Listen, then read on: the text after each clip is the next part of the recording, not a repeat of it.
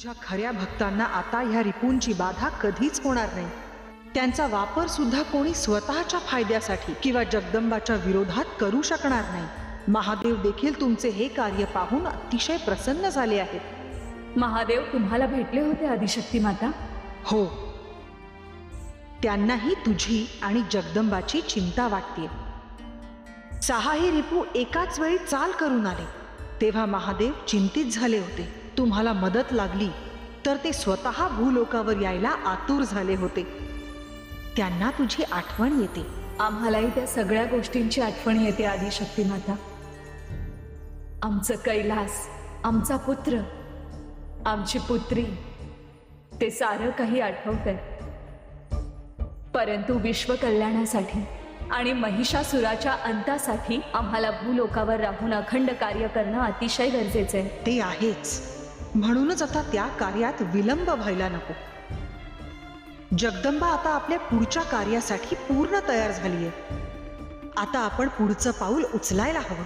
परंतु आपण जो विचार करतोय तो महादेवांना रुचणार नाही। तुम्ही त्यांच्याशी बोलला आहात का? तुझ्या मनातील शंका खरी आहे। ह्या विषयावर त्यांचे विचार आणि आपली योजना खूप भिन्न स्तरावर काम करतेय तुळजा। परंतु आपण विसरायला नको की आपलं अंतिम ध्येय हे आपल्या भक्तांच्या कल्याणासाठी आहे। सती मातेने दक्ष राजांच्या यज्ञकुंडात आत्मदहन केलं, हे सुद्धा महादेवांच्या विरोधात जाणारच होतं।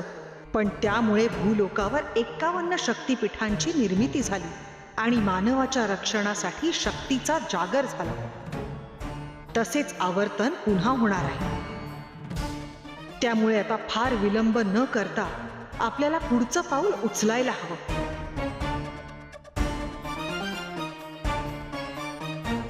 आम्ही जो विचार करतोय तोच तुमच्या मनात आलाय आदिशक्ती माता।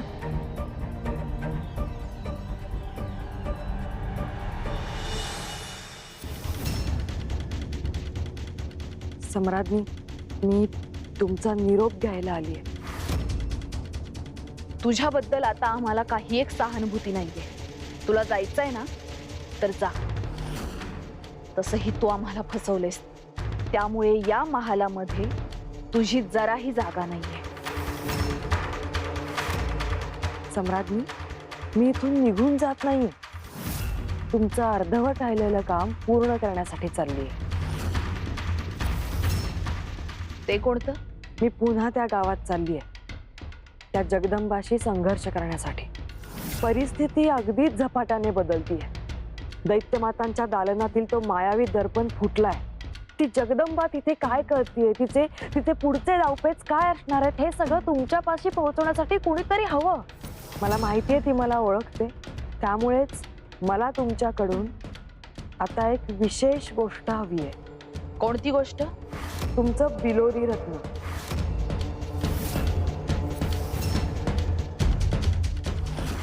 काय?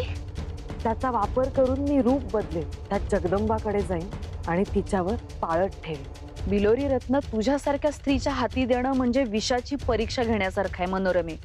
ते रत्न तू आमच्या विरोधात वापरणार नाहीस कशावरून? तुम्ही किती मोठी शक्ती आहात याची कल्पना आहे मला, आणि तुमच्या विरोधात जाऊन मला काय साध्य होणार आहे? काही नाही। आणि या युद्धात जर असुरांचा विजय झाला तर ते आपल्याच हिताचं आहे, नाही का? ही मनोरमा म्हणतीये त्यात तथ्य आहे। हिचा चांगल्या प्रकारे वापर करून घ्यायला हवा। हिला जर नीट जरब बसवली तर ही उलटणारही नाही।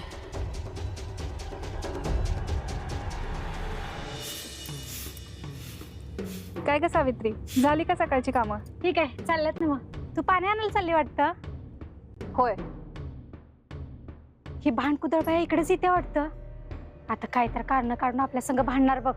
मी आधी माझे काम आटपते पटापटा, तू बी जा। होय होय, मी पण निघते। रत्नाक्का,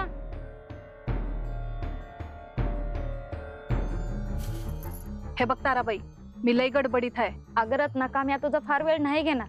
मी फक्त तुला एवढंच सांगायला आली होती का माझं चुकलं। कारण नसताना उगाच तुझ्या संगत भांडली बघ। तुला नाही नाही ते बोलली बघ, मला माफ कर। आणि सावित्री, मी तुझी बी माफी मागते बघ। कारण नसताना तुझ्याशी बी असंच भांडण केलं. क्रोधाच्या भरात काय बाई बोलून गेली असेल ते समज विसर. गंगाई, तुला बी म्या काय वाईट साईड बोलली असेल तर तू बी काय मनात ठेवू नकोस बघ. खरं तर माझ्याकडून अजून बी काहीतरी चूक झाली आहे. कसली ग चूक?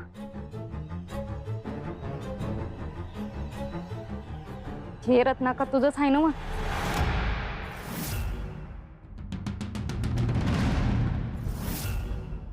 हे काय आहे? ही रूपांतरण गुटी आहे. बिलोरी रत्न प्रचंड शक्तिशाली आणि प्रभावी असल्यामुळे ती आम्ही तुला देणार नाहीच आहोत. परंतु ही गुटी घेतल्यानंतर तू काही अवधीसाठी तुझं रूप मात्र बदलू शकतेस. खरंच?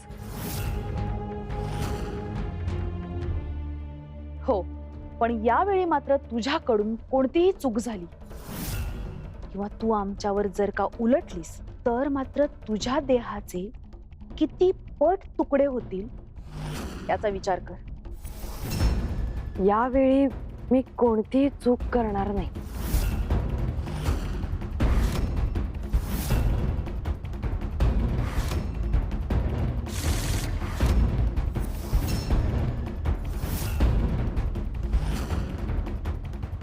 अगं होय की. हे मलाच सापडलं होतं, पण माझ्या डोसक्यात लोभ भरला होता ना मग, म्हणून मी हे स्वतःकडेच ठेवून घेतलं. आता माझंच मन मला खातंय बघ. आई राजा माझ्यावर नाराज झाल्या असंच सतत वाटत राहतंय बघ. आता हा क्रोध मोह म्या कायमचं सोडायचं ठरवलंय. हे घे, मला माफ. अगं काय करायलास? म्या तुझा दागिना घेऊन गेले, ते शोधताना तुझा काय हाल हाल झाला असतील, तुझ्या घरातली लोक तुला काय बाय बोलले असतील. म्या समजू शकते. तो गेलेला वेळ तर म्या तुला परत नाही देऊ शकत, पण ह्यो दागिना घे आणि आता तुला मला काय शिक्षा द्यायची आहे ती तू देऊ शकतेस. अगं शिक्षा कसली? तुला मनापासून वाईट वाटलं आणि तू स्वतःहून मला हा दागिना परत केलास, हीच लई मोठी गोष्ट आहे बघ. जे काय झालं ते सगळं सोडून दे आणि तारे नव्यानं सगळी सुरुवात कर बघ. आता आपण सगळी गुन्ह्या गोविंदाने राहूया बघ.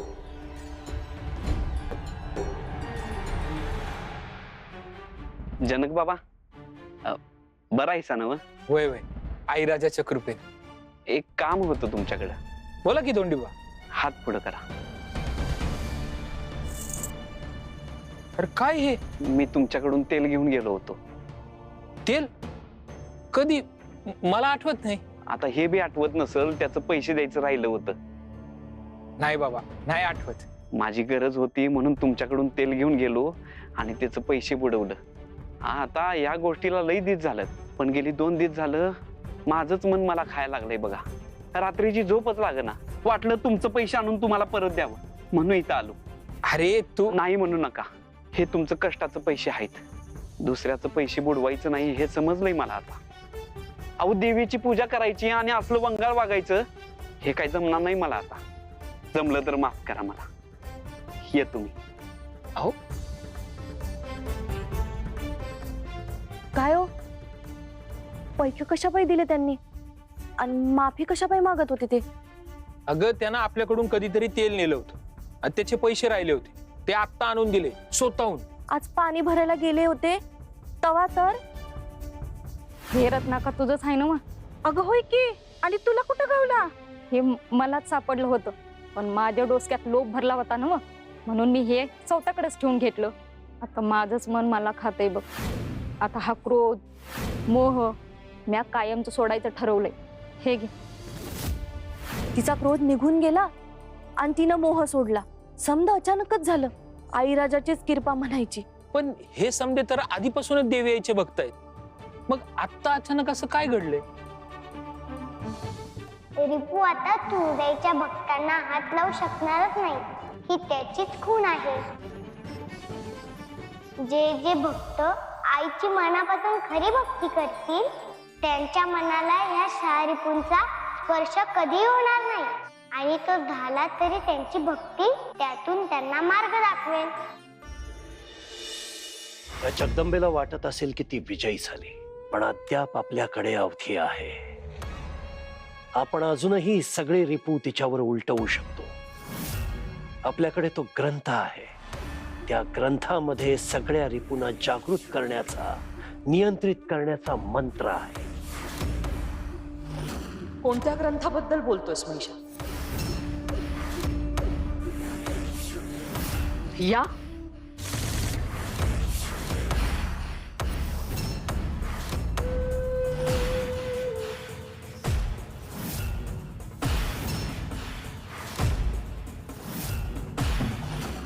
तिथी माता, या ग्रंथाची अशी अवस्था कशी झाली? या 6ही रिपूंना मूर्त रूप दिल्यानंतरच या ग्रंथाची निर्मिती झाली होती. त्यांच्या मानवी रूपाचं मूळच ह्या ग्रंथामध्ये होतं आणि हा ग्रंथ त्याच्या मानवी रूपावरच आधारित होता. याचा अर्थ ते षड्रिपू आता त्यांच्या मानवी रूपात राहिले नाहीत. हो, नाही राहिले ते या रूपात. त्यांनी त्यांचं मानवी रूप सोडलंय, म्हणूनच हा ग्रंथ नष्ट झाला असणार. तिथी माता, याचा अर्थ आता ते रिपू मुक्त झाले आहेत. आपण पुन्हा त्यांना मानवी रूप देऊन त्यांचा उपयोग करून घेऊ शकतो. मात्र हे इतकं सोपं नाहीये महिषा. यासाठी अनेक वर्षांचा कालावधी लागेल. पण मग आता यावर उपाय काय? आपल्याला दुसऱ्या मार्गाने हा लढा पुढे न्यावा लागेल आणि त्यासाठी जगदंबावर एकदम बारीक लक्ष ठेवावं लागेल. पण त्यासाठी मनोरमा त्या गावात गेलीये. जगदंबाने सगळे रिपू मुक्त केले, त्या अर्थी आता तिची शक्ती जास्त वाढली. आम्ही आमच्या ध्येयाच्या अत्यंत समीप पोचलो आहोत असं समजा. तिच्या शक्तीपेक्षा असुर कुळाची शक्ती शतपटीने कशी वाढेल, हाच मार्ग शोधतो आहोत आम्ही.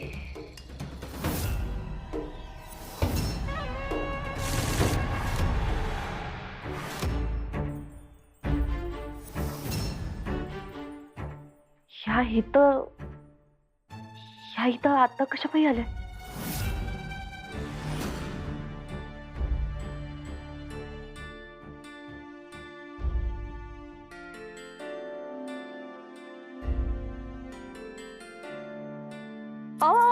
हे काय करताय?